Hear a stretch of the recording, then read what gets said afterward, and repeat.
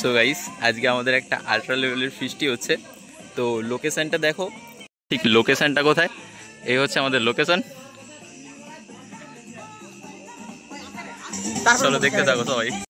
चलो भाई देखो अब मैं क्या करता हूँ।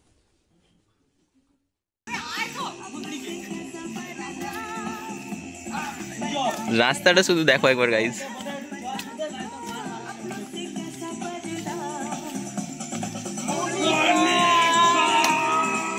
ও মাই ডার্লিং। তো প্রথম এখান থেকে দেখাই, এটা হচ্ছে আমাদের মিউজিক রুম, মানে এখান থেকে ডিজে কন্ট্রোল হচ্ছে। अरे कहना क्या चाहते हो? আর ঠিক এখানে আমাদের রংকৃষ্ণ मोनिका। ও মাই ডার্লিং। अच्छा बेटे टिकटॉक ये हो কি কোন লাড়ে দেখ 10 आई रहूँ ना ভিডিও।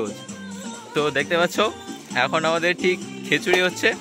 আর ঠিক এখন টাইম বাজে দেখতেই পাচ্ছ 11:17। আমাদের এখনো খিচুড়ি সবে হচ্ছে, এখনো আলু সিদ্ধ হয়নি। তো খিচুড়ি হচ্ছে কন্টিনিউ, আর এখানে ডান্সও চলছে।